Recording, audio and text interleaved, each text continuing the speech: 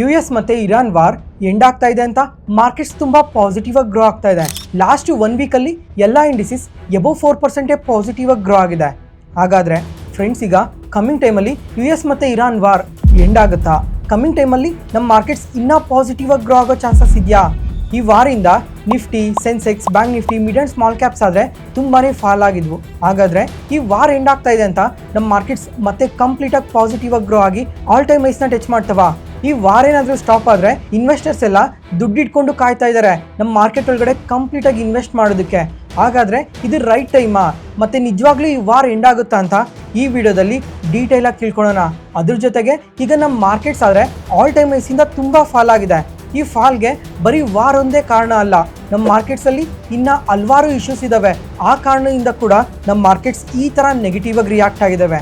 ಮತ್ತು ಗ್ಲೋಬಲಿ ನೋಡಿಕೊಂಡ್ರೆ ಈ ವಾರಿಂದ ಯಾವ ಮಾರ್ಕೆಟ್ಸೂ ಅಷ್ಟು ನೆಗೆಟಿವ್ ಆಗಿ ರಿಯಾಕ್ಟ್ ಆಗಿಲ್ಲ. ನಮ್ಮ ಮಾರ್ಕೆಟ್ಸ್ ಮಾತ್ರನೇ ಅಷ್ಟು ನೆಗೆಟಿವ್ ಆಗಿ ರಿಯಾಕ್ಟ್ ಆಗಿರೋದು. ಯಾಕಂದರೆ ನಮ್ಮ ಮಾರ್ಕೆಟಲ್ಲಿ ತುಂಬಾ ಇಶ್ಯೂಸ್ ಇದ್ದಾವೆ. ಆ ಪ್ರತಿಯೊಂದು ಇಶ್ಯೂಸ್ನ ಕೂಡ ಈ ವಿಡಿಯೋದಲ್ಲಿ ಡೀಟೇಲಾಗಿ ಎಕ್ಸ್ಪ್ಲೈನ್ ಮಾಡ್ತೀನಿ.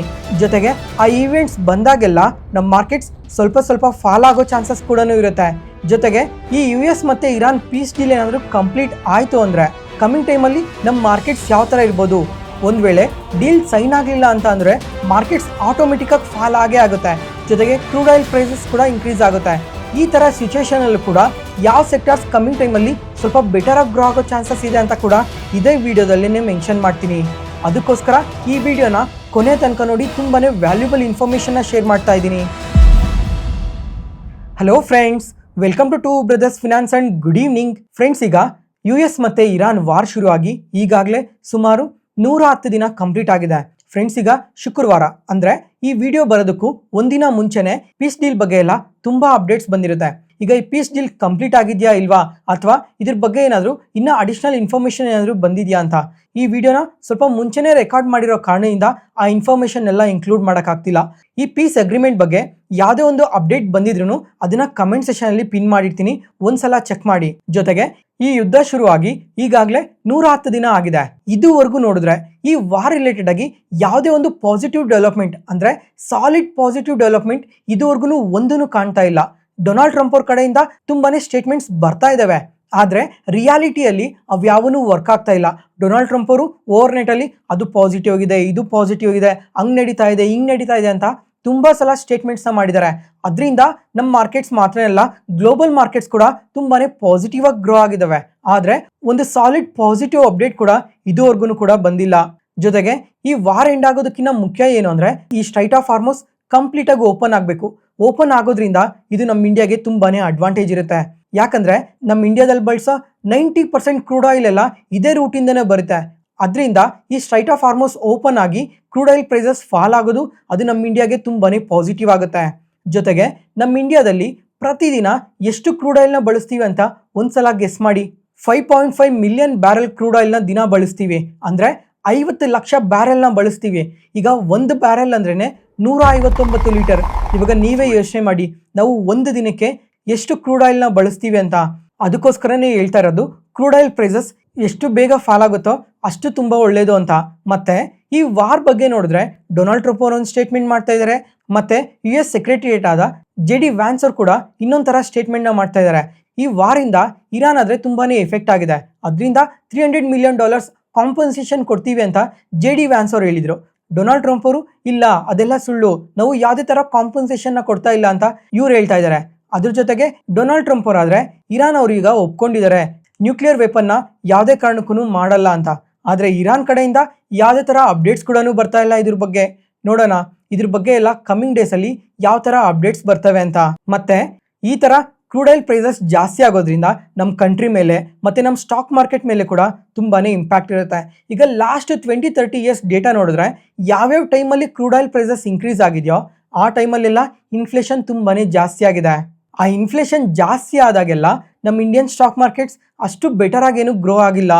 ಈ ಥರ ಕ್ರೂಡ್ ಆಯಿಲ್ ಪ್ರೈಸಸ್ ಇನ್ಕ್ರೀಸ್ ಆಗೋದ್ರಿಂದ ಹಲವಾರು ಕಂಪನೀಸ್ ಪ್ರಾಫಿಟ್ಸ್ ಮೇಲೆ, ಮಾರ್ಜಿನ್ಸ್ ಮೇಲೆ ಇದು ತುಂಬಾ ಇಂಪ್ಯಾಕ್ಟ್ ಇರುತ್ತೆ.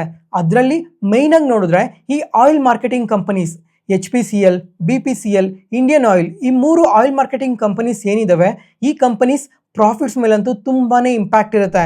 ಫ್ರೆಂಡ್ಸ್, ಈ ಥರ ಕಾಂಪ್ಲಿಕೇಟೆಡ್ ಇನ್ಫಾರ್ಮೇಷನ್ನ ಸಿಂಪ್ಲಿಫೈ ಮಾಡಿ ನಿಮ್ಮ ಮುಂದೆ ತರ್ತಾ ಇದ್ದೀವಲ್ಲ.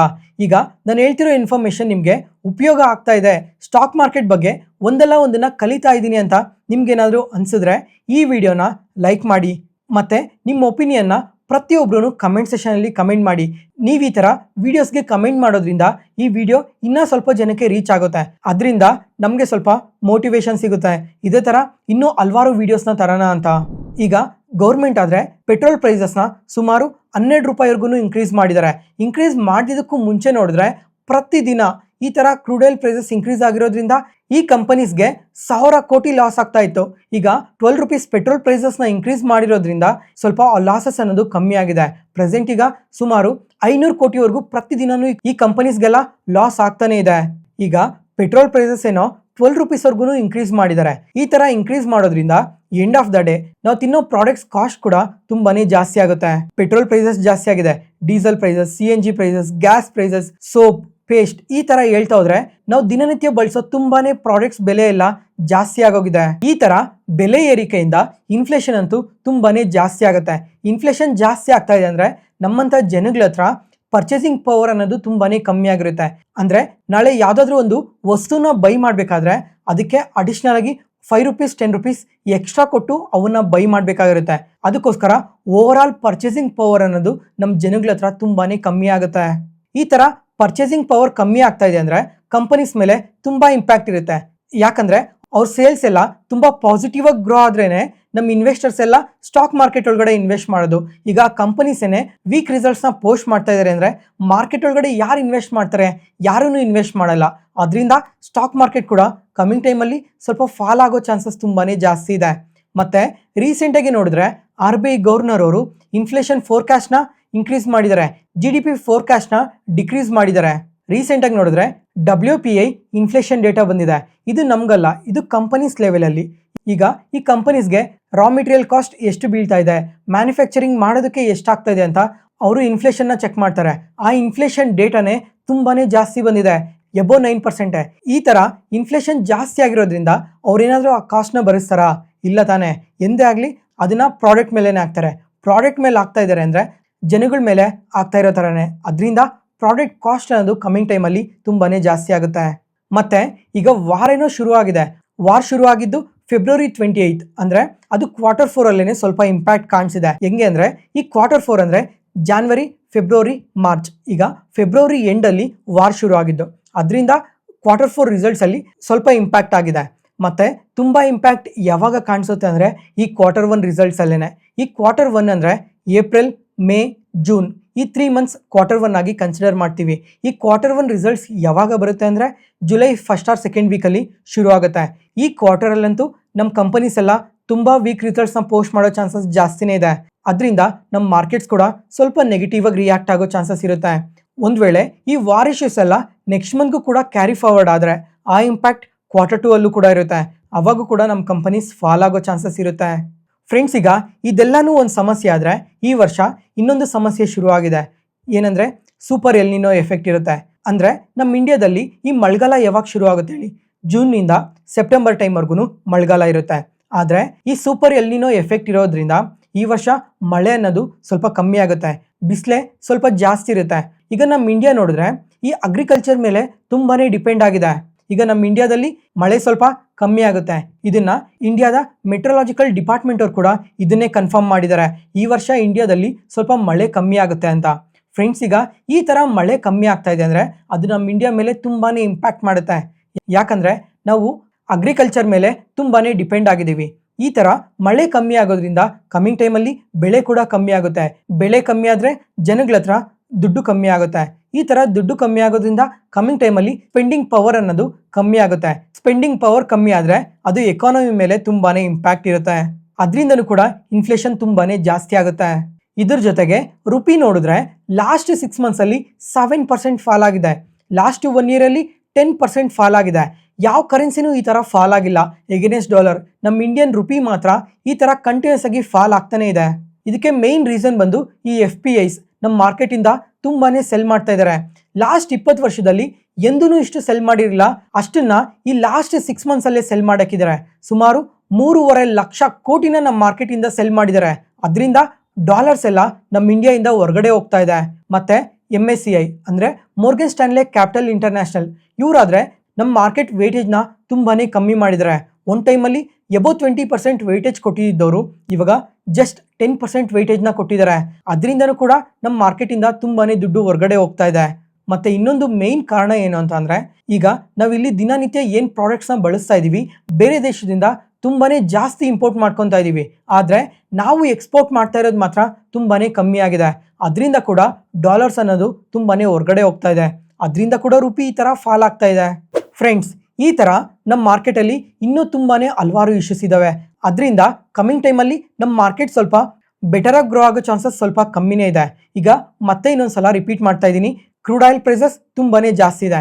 ಇದರಿಂದ ಇನ್ಫ್ಲೇಷನ್ ಜಾಸ್ತಿ ಆಗುತ್ತೆ, GDP ಫಾಲ್ ಆಗುತ್ತೆ, ರುಪಿ ಕೂಡ ಫಾಲ್ ಆಗ್ತಾ ಇರುತ್ತೆ. ಅದರಿಂದ FIS ಕೂಡ ಸೆಲ್ ಮಾಡ್ತಾನೆ ಇರ್ತಾರೆ. ಇದ್ರ ಜೊತೆಗೆ ರೀಸೆಂಟಾಗಿ ನೋಡಿದ್ರೆ ಯುರೋಪಿಯನ್ ಕಂಟ್ರಿಯಲ್ಲಿ ಇಂಟ್ರೆಸ್ಟ್ ರೇಟ್ನ ಇನ್ಕ್ರೀಸ್ ಮಾಡಿದ್ರು. ಜಪಾನಲ್ಲಿ 25 ಬೇಸಿಸ್ ಪಾಯಿಂಟ್ಸ್ ಇಂಟ್ರೆಸ್ಟ್ ರೇಟ್ನ ಇನ್ಕ್ರೀಸ್ ಮಾಡಿದ್ದಾರೆ. ಒಂದು ವೇಳೆ US ಅಲ್ಲೂ ಕೂಡ ಇಂಟ್ರೆಸ್ಟ್ ರೇಟ್ನ ಇನ್ಕ್ರೀಸ್ ಮಾಡಿದ್ರೆ ನೆಕ್ಸ್ಟ್ ನಮ್ಮ ಇಂಡಿಯಾದಲ್ಲೂ ಕೂಡ ಇಂಟ್ರೆಸ್ಟ್ ರೇಟ್ನ ಇನ್ಕ್ರೀಸ್ ಮಾಡೋ ಚಾನ್ಸಸ್ ಕೂಡ ಇರುತ್ತೆ. ಇಂಟ್ರೆಸ್ಟ್ ರೇಟ್ನ ಇನ್ಕ್ರೀಸ್ ಮಾಡ್ತಾ ಇದ್ದಾರೆ ಅಂದರೆ ಅದು ಸ್ಟಾಕ್ ಮಾರ್ಕೆಟ್ಗೆ ಅಷ್ಟು ಒಳ್ಳೇದಾಗಲ್ಲ. ಮತ್ತು ಫ್ರೆಂಡ್ಸ್, ಈಗ ಒಂದು 6 ಮಂತ್ಸ್ ಬ್ಯಾಕ್ ನೆನಪಿದ್ಯಾ, ಅನಾಲಿಸಿಸ್ ಆದರೆ ನಮ್ಮ ಇಂಡಿಯನ್ ಸ್ಟಾಕ್ ಮಾರ್ಕೆಟ್ ಬಗ್ಗೆ ಎಲ್ಲ ತುಂಬ ಪಾಸಿಟಿವ್ ಸ್ಟೇಟ್ಮೆಂಟ್ಸ್ನ ಮಾಡ್ತಾ ಇದ್ರು. ನಿಫ್ಟಿ ಆದರೆ ಈ 2026 ಎಂಡ್ ಆಗೋಷ್ಟೊತ್ತಿಗೆ 33,000ಗೆ ರೀಚ್ ಆಗುತ್ತೆ ಅಂತ ಇಲ್ಲ ತುಂಬ ಪಾಸಿಟಿವ್ ಸ್ಟೇಟ್ಮೆಂಟ್ಸ್ನ ಮಾಡ್ತಾ ಇದ್ರು. ಆದರೆ ಈಗ ಅನಲಿಸ್ಟ್ ಆದರೆ ನಮ್ಮ ಇಂಡಿಯನ್ ಮಾರ್ಕೆಟ್ಸ್ನ ತುಂಬಾ ಡೌನ್ಗ್ರೇಡ್ ಮಾಡಿದ್ದಾರೆ. JP Morgan ಅವರಾದರೆ ಡೌನ್ಗ್ರೇಡ್ ಮಾಡಿ ನಮ್ಮ ಇಂಡಿಯನ್ ಸ್ಟಾಕ್ ಮಾರ್ಕೆಟ್ಗೆ ನ್ಯೂಟ್ರಲ್ ರೇಟಿಂಗ್ನ ಕೊಟ್ಟು ಈ 2026 ಎಂಡ್ ಆಗೋಷ್ಟೊತ್ತಿಗೆ ನಿಫ್ಟಿ 50 27,000ಗೆ ರೀಚ್ ಆಗುತ್ತೆ ಅಂತ ಹೇಳಿದ್ದಾರೆ. ಮತ್ತು HSBC ಅವರು ಕೂಡ ಅಂಡರ್ ವೇಟ್ ರೇಟಿಂಗ್ನ ಕೊಟ್ಟಿದ್ದಾರೆ. ನೂಮ್ರಾ ಅವರು ಕೂಡ ಇದೇ ಥರ ನೆಗೆಟಿವ್ ರೇಟಿಂಗ್ನ ಕೊಟ್ಟಿದ್ದಾರೆ. ಇವರೆಲ್ಲ ಟಾರ್ಗೆಟ್ ಪ್ರೈಸ್ನ 26,000 27,000 ಅಷ್ಟೇ ಕೊಟ್ಟಿರೋದು. ಅದರಿಂದ ಕಮಿಂಗ್ ಟೈಮಲ್ಲಿ ನಮ್ಮ ಮಾರ್ಕೆಟ್ಸ್ ಸ್ವಲ್ಪ ಬೆಟರಾಗಿ ಗ್ರೋ ಆಗೋ ಚಾನ್ಸಸ್ ಸ್ವಲ್ಪ ಕಮ್ಮಿನೇ ಇರುತ್ತೆ. ಆದರೆ ನಮ್ಮ ಇಂಡಿಯನ್ ಸ್ಟಾಕ್ ಮಾರ್ಕೆಟ್ ಲಾಂಗ್ ಟರ್ಮಲ್ಲಿ ತುಂಬ ಬೆಟರಾಗಿ ಗ್ರೋ ಆಗೋ ಚಾನ್ಸಸ್ ಇರುತ್ತೆ. ಯಾಕಂದರೆ ನಮ್ಮದು ಡೆವಲಪಿಂಗ್ ಕಂಟ್ರಿಯಲ್ಲಿ ಗ್ರೋತ್ ಅನ್ನೋದು ಇಯರ್ ಆನ್ ಇಯರಲ್ಲಿ ಚೇಂಜ್ ಆಗ್ತಾನೆ ಇರುತ್ತೆ. ಇಂಡಿಯಾ ಗ್ರೋ ಆಗ್ತಾ ಇದೆ ಅಂದರೆ ನಮ್ಮ ಇಂಡಿಯನ್ ಸ್ಟಾಕ್ ಮಾರ್ಕೆಟ್ ಕಮಿಂಗ್ ಟೈಮಲ್ಲಿ ಬೆಟರಾಗಿ ಗ್ರೋ ಆಗೋ ಚಾನ್ಸಸ್ ತುಂಬಾ ಜಾಸ್ತಿ ಇರುತ್ತೆ. ಅದಕ್ಕೋಸ್ಕರ ಯಾರಾದರೂ ಇನ್ವೆಸ್ಟ್ ಮಾಡ್ತಾ ಇದ್ರೆ ಲಾಂಗ್ ಟರ್ಮ್ ಪರ್ಸ್ಪೆಕ್ಟಿವಲ್ಲಿ ಇನ್ವೆಸ್ಟ್ ಮಾಡಿ. ಅದರಿಂದ ಲಾಂಗ್ ಟರ್ಮಲ್ಲಿ ನಮ್ಮ ಇಂಡಿಯನ್ ಸ್ಟಾಕ್ ಮಾರ್ಕೆಟಿಂದ ಬೆಟರ್ ರಿಟರ್ನ್ಸ್ ವರ್ಕೌಟ್ ಆಗೋ ಚಾನ್ಸಸ್ ತುಂಬಾ ಜಾಸ್ತಿ ಇರುತ್ತೆ. ಮತ್ತು ಫೈನಲ್ ಆಗಿ US ಮತ್ತು ಇರಾನ್ ಪೀಸ್ ಅಗ್ರಿಮೆಂಟ್ ಅಷ್ಟು ಸಕ್ಸಸ್ಫುಲ್ ಆಗಿ ಕಂಪ್ಲೀಟ್ ಆಗಲಿಲ್ಲ ಅಂದರೆ ನಮ್ಮ ಮಾರ್ಕೆಟ್ಸ್ ಸ್ವಲ್ಪ ನೆಗೆಟಿವ್ ಆಗಿ ರಿಯಾಕ್ಟ್ ಆಗೋ ಚಾನ್ಸಸ್ ಇರುತ್ತೆ. ಒಂದು ವೇಳೆ ಪಾಸಿಟಿವ್ ಆಗಿ ಏನಾದರೂ ಕಂಪ್ಲೀಟ್ ಆಯಿತು ಅಂದರೆ ಮಾರ್ಕೆಟ್ಸ್ ಬೆಟರಾಗಿ ಗ್ರೋ ಆಗೋ ಚಾನ್ಸಸ್ ಇರುತ್ತೆ. ಆದರೆ ಇವಾಗ ಏನೇನು ಇಶ್ಯೂಸ್ನ ನಾನು ಹೈಲೈಟ್ ಮಾಡಿದ್ದೀನಿ ಆ ಇಶ್ಯೂಸ್ ಒಂದಲ್ಲ ಒಂದು ಟೈಮಲ್ಲಿ ನಾವು ಫೇಸ್ ಮಾಡಬೇಕಾಗಿರುತ್ತೆ. ಆ ಥರ ಫೇಸ್ ಮಾಡಿದಾಗೆಲ್ಲ ಮಾರ್ಕೆಟ್ ಸ್ವಲ್ಪ ಫಾಲ್ ಆಗ್ತಾನೆ ಇರುತ್ತೆ. ಈಗ ನಾನು ಮಾರ್ಕೆಟಲ್ಲಿ ಯಾವ ಸೆಕ್ಟರ್ ಬೆಟರಾಗಿ ಗ್ರೋ ಆಗೋ ಚಾನ್ಸಸ್ ಇದೆ ಫ್ಯೂಚರಲ್ಲಿ ಅಂತ ನನ್ನ ಅನಾಲಿಸಿಸ್ನ ಹೇಳಬೇಕು ಅಂತ ಅಂದರೆ, ಒಂದು ಡಿಫೆನ್ಸ್ ಕಂಪನೀಸ್ ಬೆಟರಾಗಿ ಗ್ರೋ ಆಗೋ ಚಾನ್ಸಸ್ ಇದೆ. ಯಾಕಂದರೆ ಅಡಿಷ್ನಲ್ ಆಗಿ ಕೇಪೆಕ್ಸ್ ಮಾಡ್ತಾ ಇದ್ದಾರೆ ಮತ್ತು ತುಂಬಾ ಎಕ್ಸ್ಪೋರ್ಟ್ಸ್ ಕೂಡ ಮಾಡ್ತಾ ಇದ್ದಾರೆ. ಅದರಿಂದ ಡಿಫೆನ್ಸ್ ಸೆಕ್ಟರ್ ಪಾಸಿಟಿವ್ ಆಗಿರುತ್ತೆ. ಮತ್ತು ಇನ್ನೊಂದು ಪವರ್ ಇನ್ಫ್ರಾಸ್ಟ್ರಕ್ಚರ್, ಇದರಲ್ಲೂ ಕೂಡ ಕೇಪೆಕ್ಸ್ ನಡೀತಾ ಇದೆ. ಅದರಿಂದ ಈ ಸೆಗ್ಮೆಂಟಲ್ಲೂ ತುಂಬ ಪಾಸಿಟಿವ್ ಗ್ರೋತ್ನ ನೋಡ್ಬೋದು. ಮತ್ತು ಇನ್ನೊಂದು ಅಡಿಷ್ನಲ್ ಸೆಗ್ಮೆಂಟ್ ಯಾವುದು ಅಂದರೆ EMS ಸೆಕ್ಟರ್. ಪ್ರೆಸೆಂಟ್ ಈಗ EMS ಸೆಕ್ಟರಲ್ಲಿ ನೋಡಿದ್ರೆ ಸ್ವಲ್ಪ ಇಶ್ಯೂಸ್ ಇದೆ. ಆದರೆ ನೆಕ್ಸ್ಟ್ 3 ಇಯರ್ಸ್ ಅಥವಾ 5 ಇಯರ್ಸ್ ಟೈಮ್ ಆರಿಜಿನಲ್ಲಿ ನೋಡ್ತಾ ಇದ್ರೆ ಈ ಸೆಗ್ಮೆಂಟ್ ಕೂಡ ಬೆಟರಾಗಿ ಗ್ರೋ ಆಗೋ ಚಾನ್ಸಸ್ ತುಂಬಾ ಜಾಸ್ತಿ ಇರುತ್ತೆ. ಫ್ರೆಂಡ್ಸ್, ಈ ಥರ ಕಾಂಪ್ಲಿಕೇಟೆಡ್ ಟಾಪಿಕ್ಸ್ನ ಬ್ರೇಕ್ ಡೌನ್ ಮಾಡಿ ಸಿಂಪಲ್ ಆಗಿ ಎಕ್ಸ್ಪ್ಲೇನ್ ಮಾಡ್ತಾ ಇದೀವಲ್ಲ, ಇನ್ ರಿಟರ್ನ್ ನಾವು ಕೇಳೋದು ಒಂದೇ. ಈ ವಿಡಿಯೋ ಇಷ್ಟ ಆದರೆ ಲೈಕ್ ಮಾಡಿ, ಕಮೆಂಟ್ಸ್ ಮಾಡಿ, ನಿಮ್ಮ ಫ್ರೆಂಡ್ಸ್ ಆ್ಯಂಡ್ ಫ್ಯಾಮಿಲೀಸ್ಗೆ ಈ ವಿಡಿಯೋನ ಶೇರ್ ಮಾಡಿ. ಈ ಥರ ಲೈಕ್ ಮತ್ತು ಕಮೆಂಟ್ಸ್ ಮಾಡೋದ್ರಿಂದ ಈ ವಿಡಿಯೋ ಇನ್ನೂ ಸ್ವಲ್ಪ ಜನಗಳಿಗೆ ರೀಚ್ ಆಗುತ್ತೆ. Thank you. ಜೈ ಹಿಂದ್, ಜೈ ಕರ್ನಾಟಕ ಮಾತೆ.